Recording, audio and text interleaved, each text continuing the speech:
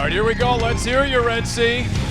I mean, we got to come off the ball here on the Big Red Range, right? We got to pick up where the Sedona Red left off with the walk-off. How about that? How about that for a matinee, right? I mean, hey, Phillies, you know what? You can taste cheesesteak all you want. Today, Arizona tasted victory, did they not, in that matinee? Absolutely, Ron Wolfley. Yeah, Paulie, you don't happen to have an extra cheesecake, do you? I mean, or cheesesteak or, whatever cheese you might want to pass this way, Paul. You're going to have to wait till New Year's Eve, Wolf, because we go to Philly. The Cardinals go to Philly, and Cardinals will get their own shot at the Eagles on New Year's Eve, and I'm guessing there won't be much brotherly love in that stadium. I'm just saying No, that. I think you're right on that, Paul. That's going to be a bloodbath. With no further ado, everyone give it up for our big guest on the Big Red Rage, Keaontay Ingram, coming off a career game at the LA Rams. Keaontay, how you feeling this evening? I'm feeling pretty good. Ready to go. Well, you know what's coming out of the chute right now, Keaontay. What's your weight at right now? You know that was coming. You knew that was coming. Ladies and gentlemen, you need to know this right now. I like Keaontay at about 225 pounds, and I know it's kind of a setup because I was talking to you before we actually hit the air, but Keaontay, what is your weight at right now? I'm currently 225. See, Wolf 225, Paulie. Wolf is like a lawyer on this show. He doesn't ask any questions he doesn't already know the answer to. Okay, gotcha. I guess, yeah. So you set me up. Yeah, it wasn't Gotcha. sort of a setup. Okay. It was a complete setup right there. So, What do you feel like on a Monday? You get 10 carries, you run for 40 yards, right? I mean, you're on teams. Yeah. What do you feel like, as a human battering ram at times on a Monday morning? Yeah, I'm not going to lie. A little sore, a little banged up, a little bruised, but that's just the nature of the game, and after doing it for so long, you just get immune to it, so you kind of already know what to expect. So. And by doing this for this long, we're talking since basically he was a freshman in high school. And by the time he was done with high school, he was a USA Today All-American and one of the top recruits in the country. And we'll get into all that, okay?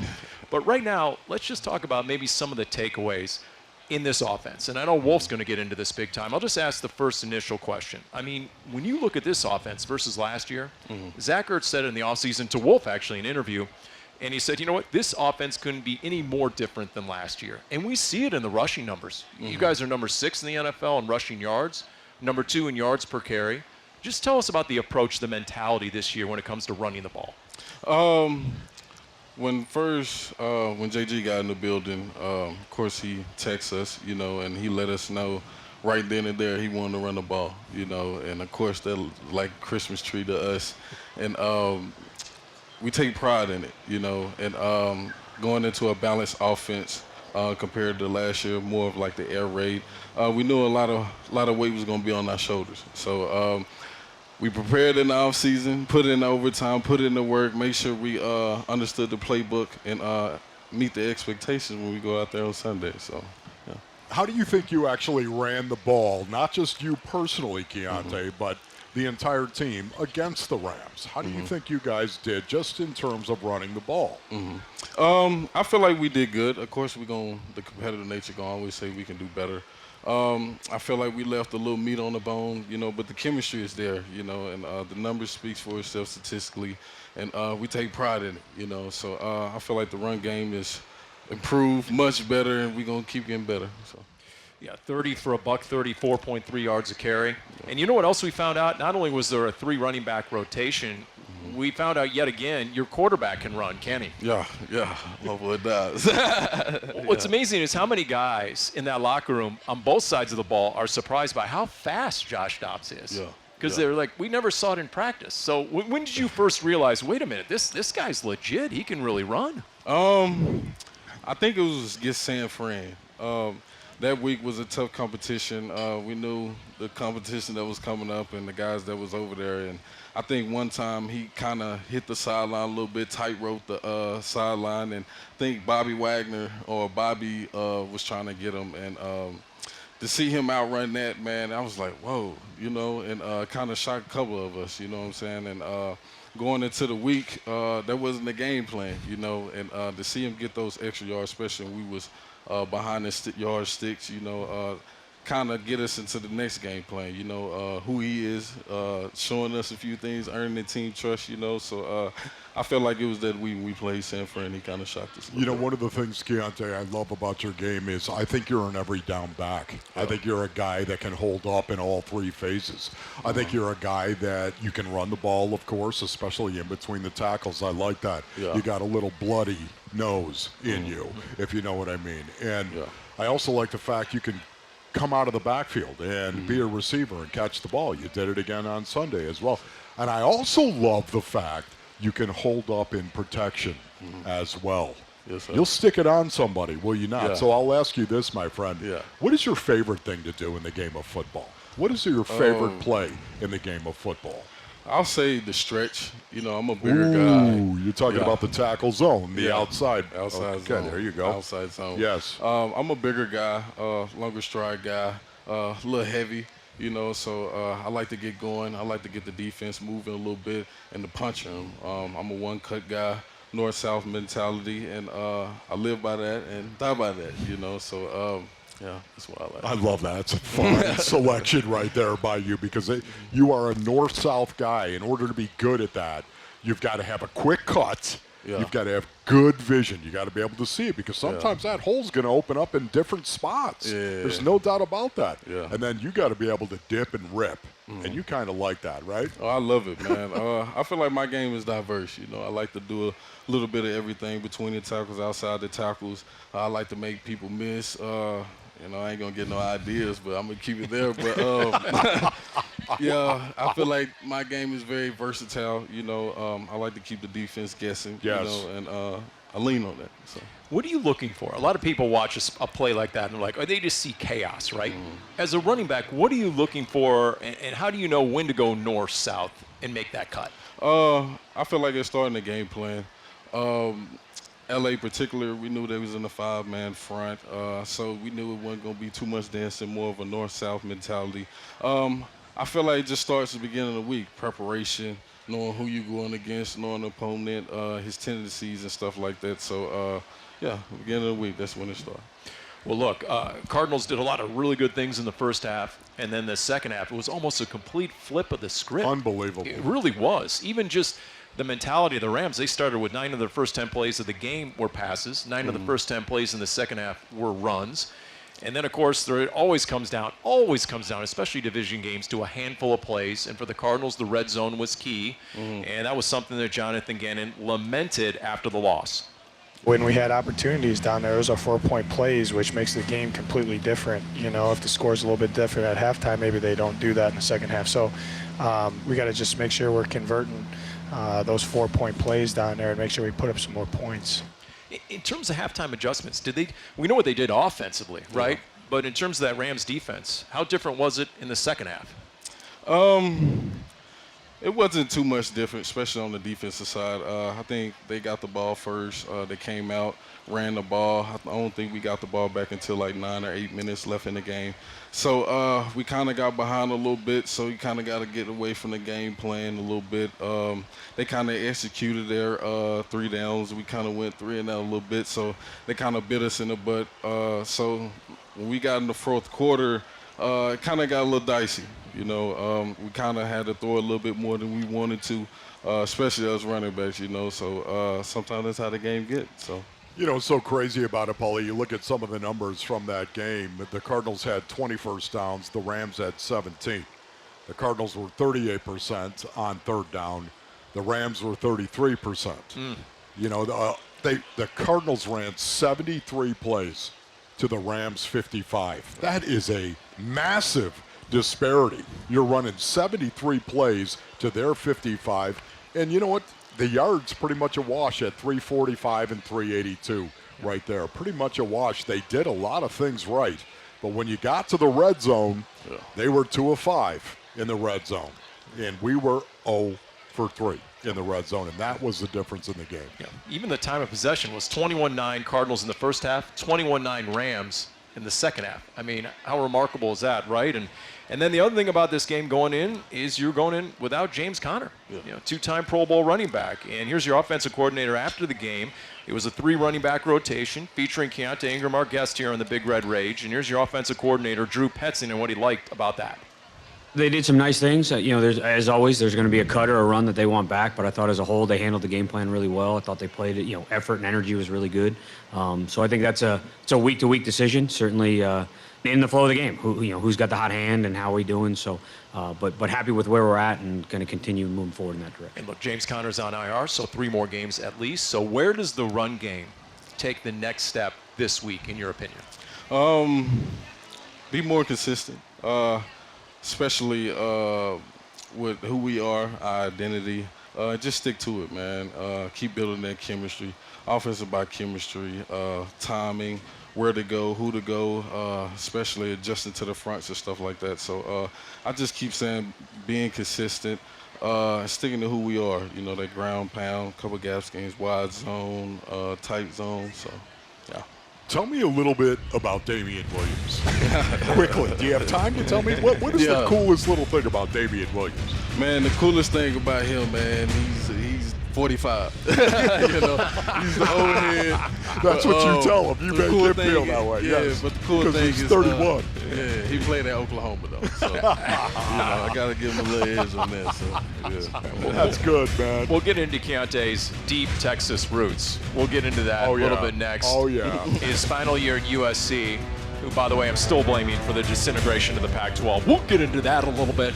And then we'll get into all these chunk runs. The Cardinals already have more 20-plus yard runs this year than they had all of last season. Think about that.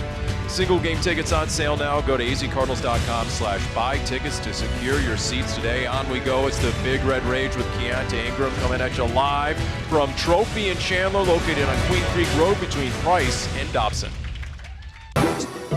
Ingram, the tailback, he'll get the call off the right side. Got a crease, 45, and down near the 40. And that is what I am talking about right there, running the tackle zone. 12-yard gain and a first down. Dobbs takes, and it's a deep drop and a quick throw to the running back, far side. Caught Ingram in midfield, turns left 45, and gets knocked down there close to the line to gain. Looks like he has it. Josh Dobbs on the swing, seeing him on the swing route, just threw the ball. That was a great catch. Keaontay Ingram went down to get that. That was not easy. And it's a handoff to Ingram off the right side. Inside the 25-20, spun forward, first down to the 15. Tackled by Young, but a gain of 11.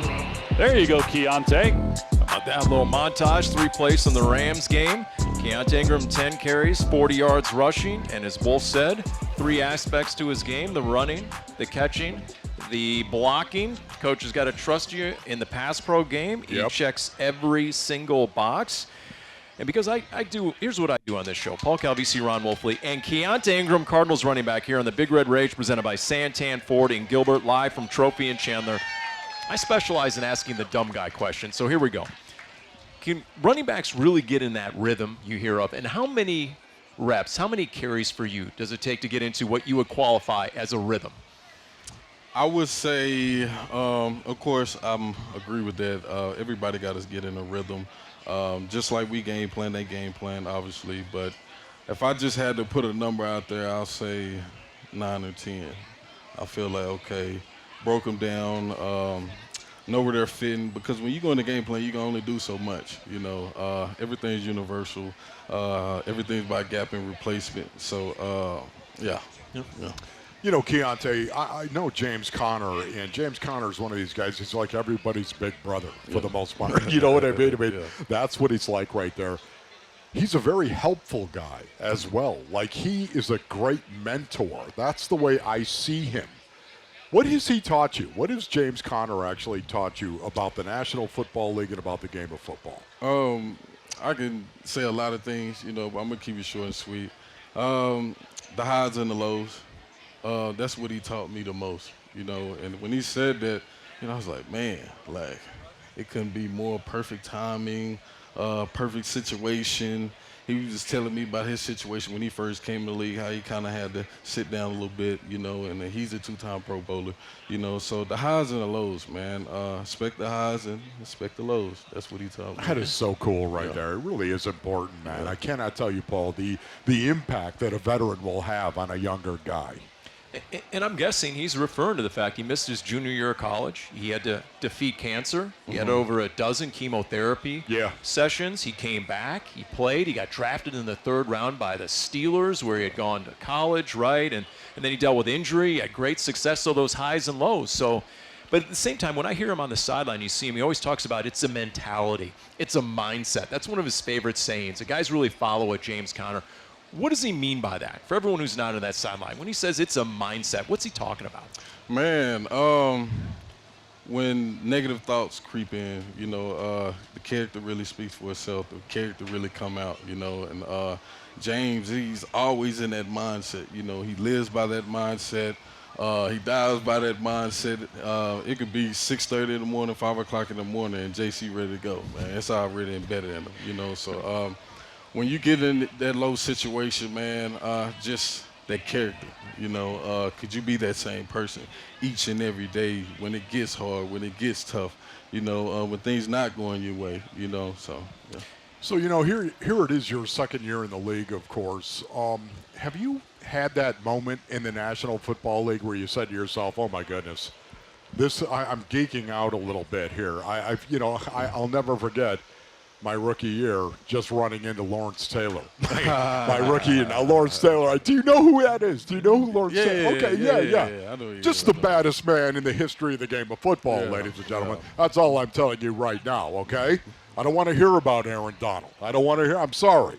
Lawrence Taylor, to me, changed the entire game of football and how football was played. This is the baddest man on the face of the planet. I kind of geeked out, you know, when I ran into him, and, you know, man, that's Lawrence Taylor. You know, I just can't even believe it. You know, have you had a moment like that at all? Yeah, I know this is your 2nd year. It's not your rookie year, but did you have a geek out moment at all your rookie year? I would say I did when I played against the Saints, man, when I met Cam Jordan, man. Cam Jordan. That's a dude right there. Oh, yeah. You know, when I ran to him, I think it was an outzone stretch to the outside. We was going to their sideline to the boundary, and I think Beach was at right tackle, and he kind of knocked Beach into my lap, and then I ran into him. I'm like, oh, yeah, that's a dude. So I say Cam Jordan. So, did I ask you that before, by the way? Because I vaguely remember you actually saying that. Yeah. Cam Jordan, now that you say it. Man, what a dude. He a dude. That's a player. That was Thursday Night Football last year, right? You scored touchdown in that game, right? I did. Supposed to be 2, but that's right. That's right. Okay. All right. Well, here's your offensive coordinator, Drew Petzing, talking about the state of your game in year 2. Petzing. Very smooth runner. I think he sees the field really well, makes really good decisions, tries to finish his runs violently. So I really expect to see that growth continue here as we move through the season and through his career, but really pleased with the way he's played. All right. So Keaontay Ingram, I put it to you. Where do you think you've improved the most since you were drafted to now? I would say between the tackles. I feel like that's the most part. The finesse game always been there, especially with the type of build that I have, especially with my running style. But I would say between the tackles, man. Guys are more meaty.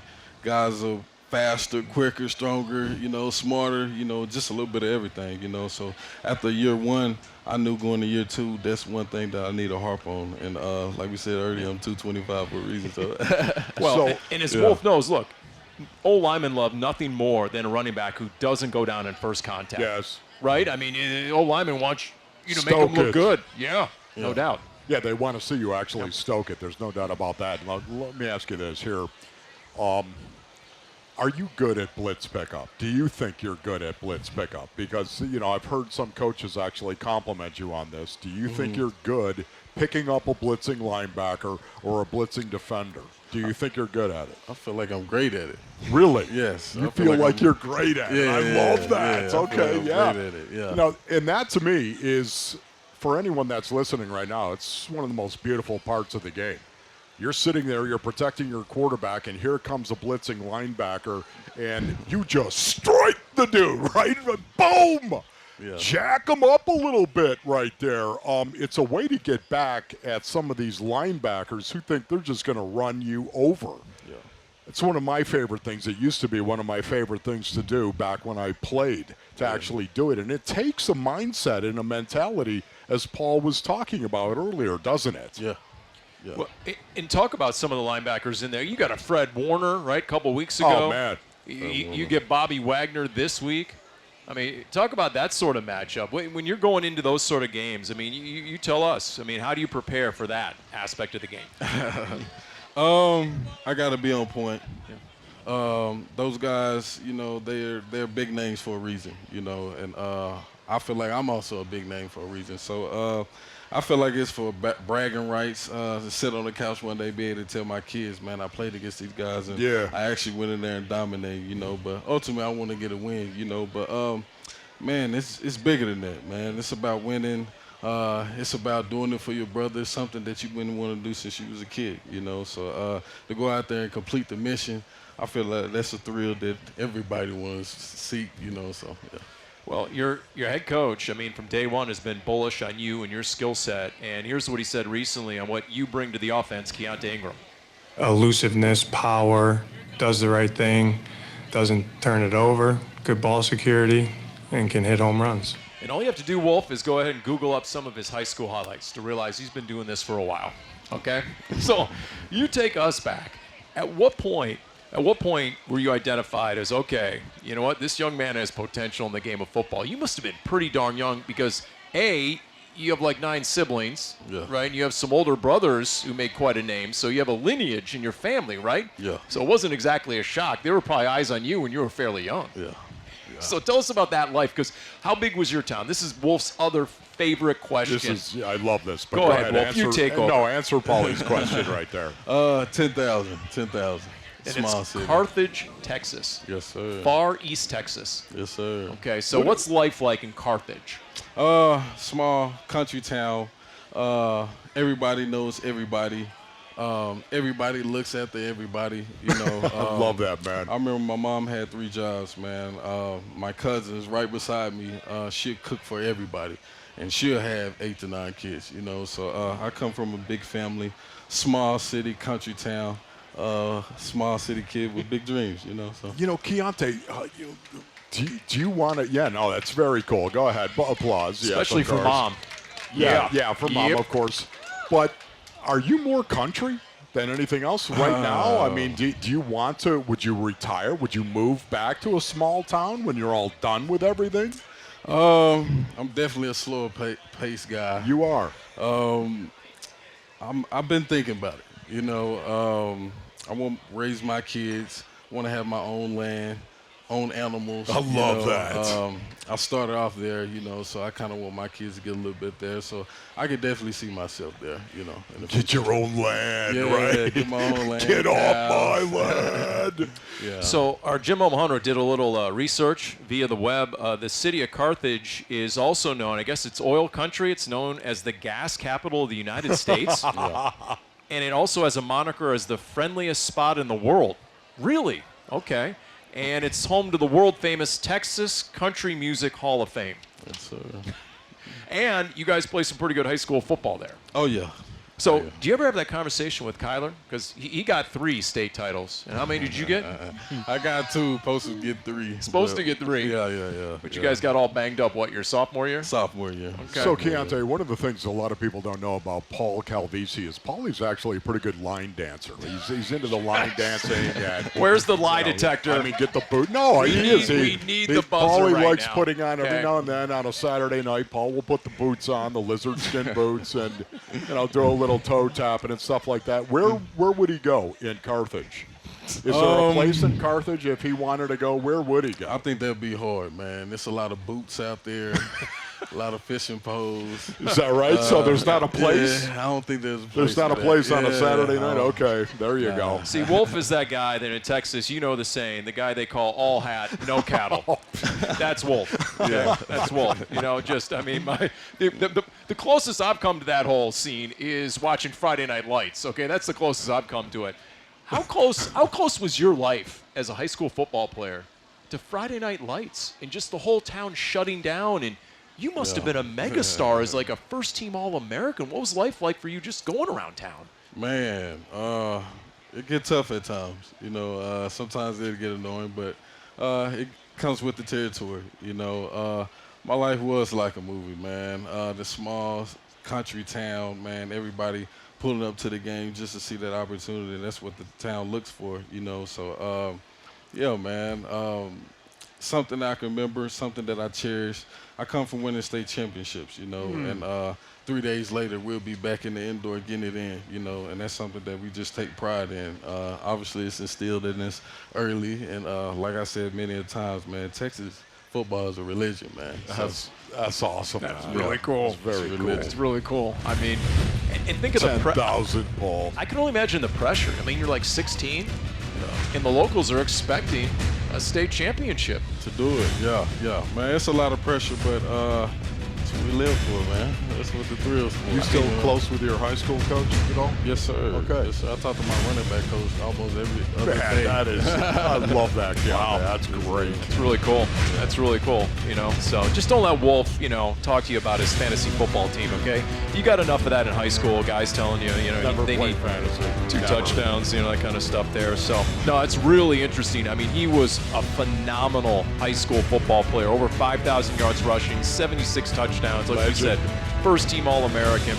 We'll continue with Keaontay Ingram. It's the Big Red Rage presented by Santan, Ford, and Gilbert, live from Trophy and Chandler, located on Queen Creek Road between Price and Dobson.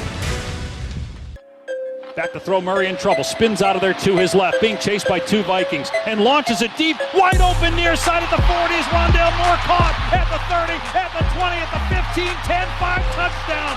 Kyler Murray, you are ridiculous. Murray magic, 77-yard touchdown pass. 99.9% of the quarterbacks on the planet get sacked. But not only does Kyler Murray not get sacked, he throws a touchdown.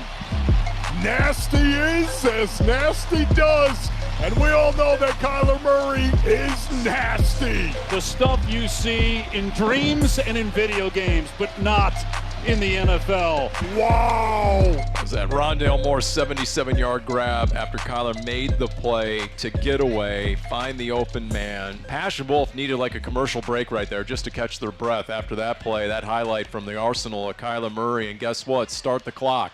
Tick tock. Kyler Murray has been activated off pup. He's back at practice, so get ready for the whole come for the arm, stay for the legs dynamic. The franchise quarterback is on his way back, and we are back in the Big Red Rage with running back Keaontay Ingram here at Trophy in Chandler, located on Queen Creek Road between Price and Dobson. The Big Red Rage presented by Santan, Ford, and Gilbert. All right, we got a little bit of a look at Kyler Murray.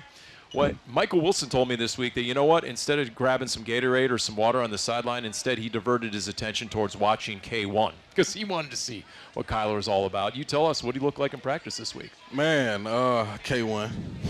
You know, he is singular in a lot of ways, isn't he? Nah, he is, man. He is. The rookie running back, Imari, asked me about him, man. And like I told him, man, I never forget my first day last year when he was throwing to A.J. Green, man. It was the first snap, OTAs, man. He dotted right in the tight window between Budda Baker. And I was like, holy smokes, man. This guy the real deal. You know, so he came back in yesterday, man, and he's K1, man. He's K1. So, like, in regard to running some reps with the offense, I would imagine he went out there, they put him under center, and they put him in the shotgun, and they put him in the pistol, whatever it may be. How did he seem to be doing mentally in regard to the plays and the schemes? Did he seem like he had mastered the offense, or is he still working on it? Man, K1's an overachiever, man. When he steps in the building, man, he takes pride in it. You know, so as soon as he came up there in the offense, he's making audibles. He's sending guys in motion. He's telling guys to cheat up on the ball, make sure, you know, we all set in the line, you know, and that's just how he go about business, man. So and, he was making checks and he audibles was, and things. That's huge. Yeah, he was, man. He was. Well, there was a video the Cardinals tweeted out. Here he is walking out to the practice field, and he had something to say to the camera. Everybody keeps telling me it's a big day, bro. But, I mean, to me, it feels kind of normal. But, man, it's a long journey. Happy to be back. I don't know how many days it's been, but it's been a long time. Look, it's his 5th year in the NFL. Yeah. He's already been to 2 Pro Bowls. Yeah. He was the Offensive Rookie of the Year. He's a Heisman winner, so he's been there and done that. This is the first major injury of his career, so obviously there's all that. But then we were standing in front of the locker of Hollywood Brown, and we had to ask him because, as you know, they're best friends, and they've been around each other a long time. Nobody knows Kyler better than Hollywood Brown, and they're tight. And so, we just asked Hollywood Brown, some of the new guys on the roster, and there's a lot of new guys on this roster. No team has more new players than the Arizona Cardinals in 2023. So they're seeing Kyler Murray up front for the first time. And, okay, what are they about to find out? Here's Hollywood Brown on that. I think they all know he's not coming back to just be average. He coming back to prove a point, and I think they'll realize it very quickly. What do you think that point is? That he one of the best quarterbacks in the league, and that he's a winner. So that's what he want to show. He's deadly serious about not just coming back, but proving that point and really putting his best on display, isn't he? Yeah, man, he is, man. That's K1 though, man. His track record speaks for itself, man. He doing what he do in the MLB, him winning the Heisman, him going first overall, man. That caliber guy, he walks with that. You can tell how he walks in the building. I mean, he's the only guy that, I ain't gonna say too much, but I love him. But yeah, man, that's just how you go about business. All jokes aside, man, that's K1, man. He's the leader. I have to tell you, Keaontay, right now, I cannot wait to see Kyler Murray in this kind of offense going forward because, once again, he's wildly talented. We know that. It's just my belief, Keaontay, to some degree he's got to expand and evolve his game from under center so much of the time. And it doesn't always have to be that. He doesn't have to take 40 snaps a game under center. But that, to me, I think is where he can grow his game the most. And I'm really excited to see if he embraces that. What do you think about that in terms of getting under center a little bit more for Kyler and growing that offense and evolving his game? I feel like that'd be great for him, man. Not just for him, but for the whole team, man. Him drop backing, can't nobody tackle him in open space, him getting all that leverage on the defense. I feel like that's going to put this offense in a great situation, so. It's not just that, too, Keaontay. It's also, for me at least, sometimes a quarterback, just hand the ball off. Just know you're going to be able to hand the ball off. You're going to call a play where he's not reading anything. Hand the ball off. I think that's big. That gives a quarterback a break every now and then to just say mentally, I'm going to just hand the ball off. I'm not going to read anything on this play. Yeah. We're going to call the play. We're going to line up in the formation, and we're going to run the play. I think that's important for a quarterback to actually get that kind of contrast in a game. Because so much of the time, the quarterback, as you well know, he's always making a play. He's always reading something. He's always looking, it's A or it's B or it's C sometimes even. He's always thinking. I think it's nice to just call a play, run the play, and just know you're going to hand the ball off. I think that gives a quarterback a break every now and then. What do you think about that? Oh, man, I love it, especially when you got 6 and 30 back there, But that's what we take pride in, man. Take pressure off him, man. It's not easy being a quarterback, man. It's a lot of stress on you. Yes. A lot of people don't understand. Sometimes the wide receiver run the wrong route. You see the ball just go to this open space, and most of the time it be the wide receiver, but who takes the blame? So I feel like this would be good for him. Less stress on him, more stress on us. So yes. Win-win. Win-win. Here's what's intriguing, and Wolf touched on it.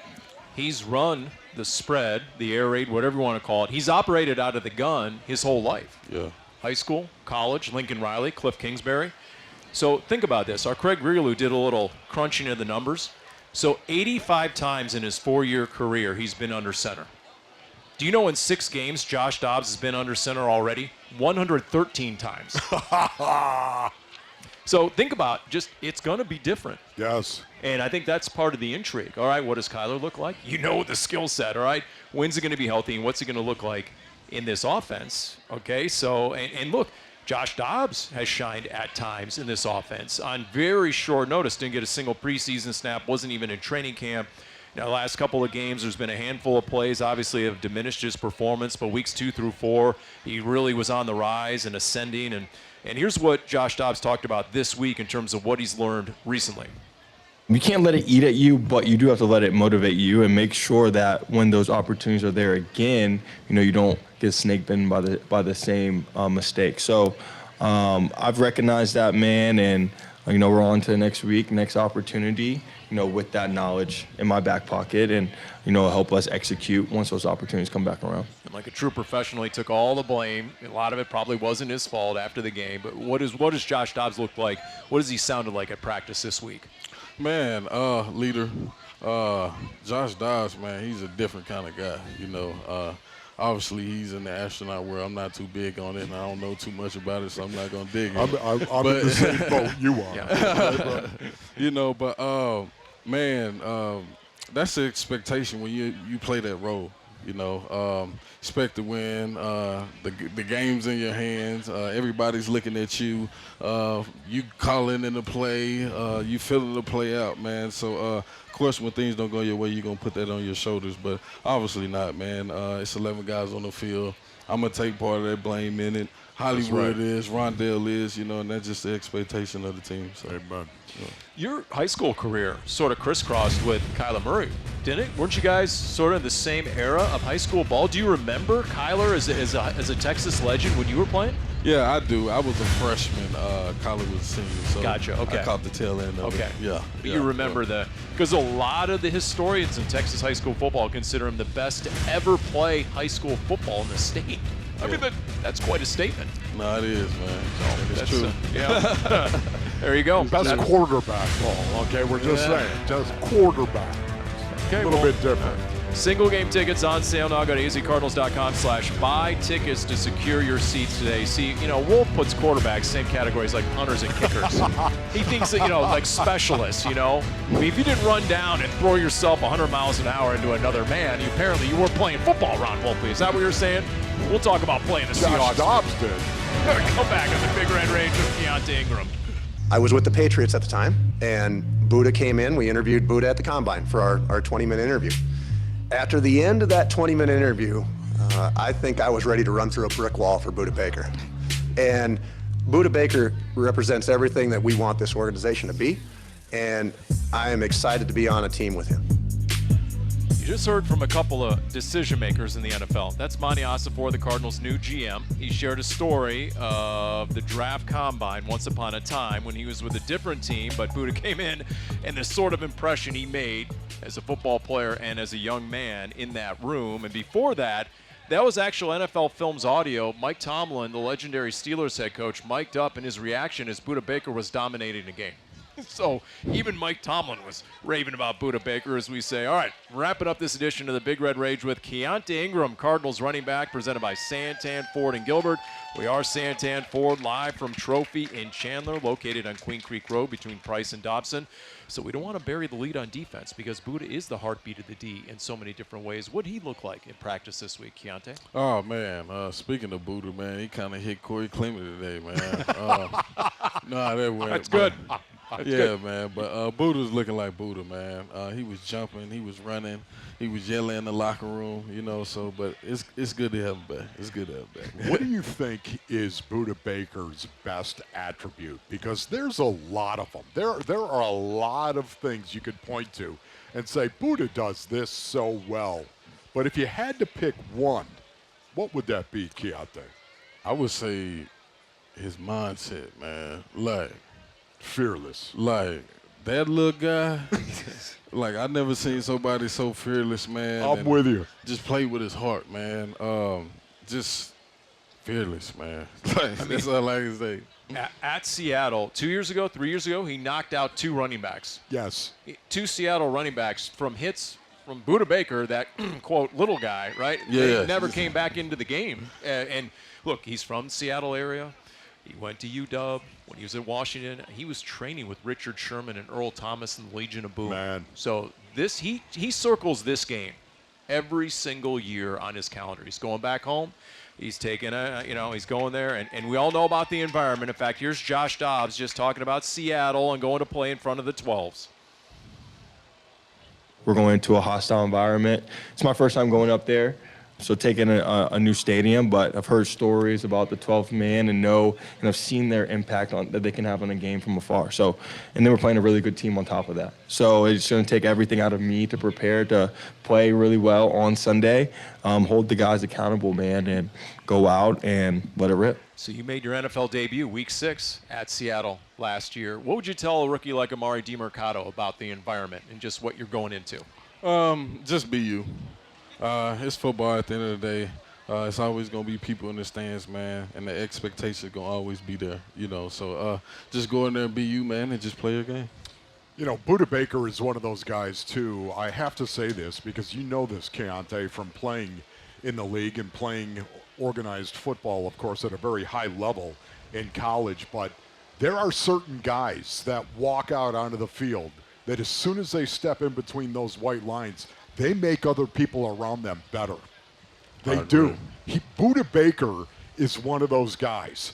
Because if you watch, I know, it's seriously, it's the truth. If you watch Budda Baker play with the abandon that he plays the game, the physicality in which he plays the game, if you're not doing it, what's your problem? He immediately, just by watching him play, he immediately challenges every guy on that sideline, whether it's offense, whether it's defense, or your special teams, whatever it may be. He challenges you as a man. What are you doing? If you're not playing like Budda's playing, why? Why aren't you? Yeah. That's why he makes everyone else around him better. And there are rare guys that do that, Paul. Budda's one of them. All right, let's talk about that Seattle defense you're going against real quick. They are top 5 this year in most run defense categories. A year ago, they were abysmal for the most part. So where's the improvement, and what do you think the challenge is this week? The challenge is this week, of course, going to be in the run game, man. Balanced offense. You got Seattle defense. Of course, you got Bobby over there now. You got Brooks. You got Quandre back there. You got some good, healthy fellas on the D-line, But the expectation is going over there and just dominate, man. Just be us. Statistically, our numbers speak for themselves, too. Of course, we just not going to say anybody just going to run over us, So just go over there, just play our game, man. Communicate and just execute. When you watch him on tape as well, Bobby Wagner, of course, and Jordan Brooks, that to me I think is the strength of that defense right there. Those two guys, they're inside linebackers. What they do is they shut down the run. They do an excellent job of shutting down the run, and then they get after a quarterback. They're number 8 in sacks per attempt this year, Paulie. They're elite when it comes to shutting down the run. And a lot of that has to do with Bobby Wagner and Jordan Brooks, those two guys. And they will bring them on blitzes as well. They will rush the passer. Bobby Wagner is tied with Jordan Brooks for the number 2 spot, tied for number 2 in terms of sacks on the team. Bobby Wagner and Jordan Brooks, they bring those inside guys. Speaking of sacks, once upon a time, Calais Campbell had a 3-sack first half in Seattle, and I bring that up because the longtime host of this very show, the Big Red Rage, just achieved his 100th career sack. Yes. 41 guys in NFL history have done that, Calais, and he donated over $100,000 as part of that to teachers in all the cities in which he has played football.